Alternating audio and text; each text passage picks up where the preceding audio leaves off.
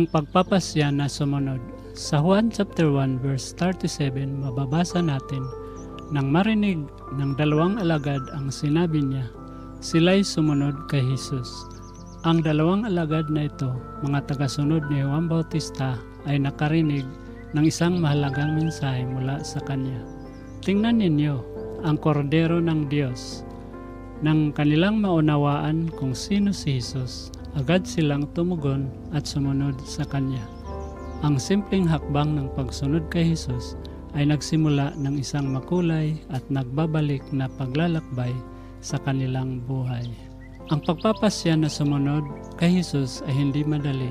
Nangangailangan ito ng tamang pag-unawa kung sino siya at isang pusong handang iwanan ang mga bagay na kinagisnan natin upang sundan siya sa mga hindi tiyak na landas. Ang desisyon ng mga alagad ay batay sa kanilang pagkaunawa na si Jesus ang kordero ng Diyos, sakripisyo, banal at makapangyarihan. Habang pinag-iisipan natin ang talatang ito, tayo ay hinahamon na suriin ang ating mga sarili. Tinutularan ba natin si Jesus o tayo ba ay nagmamasid lamang mula sa malayo?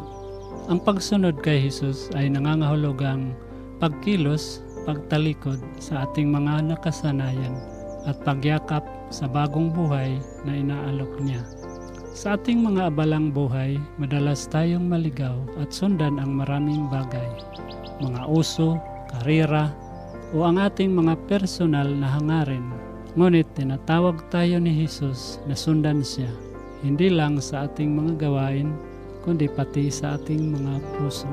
Ang pagsunod kay Jesus ay isang araw-araw na pagpapasya, isang desisyon na nagdudulot ng pagbabago, kapayapaan, at buhay na walang hanggan. Panginoon, salamat po sa pagtawag ninyo sa amin upang sumunod sa inyo.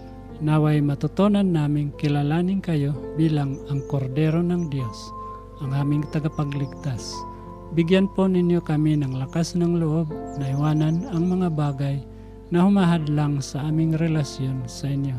Turuan po ninyo kami na sundan kayo ng tapat, ng buo at ng may malasakit sa bawat bahagi ng aming buhay. Gaya ng mga alagad, sana'y marinig namin ang inyong tawag at sumunod ng may buong puso. Sa pangalan ni Jesus, Amen.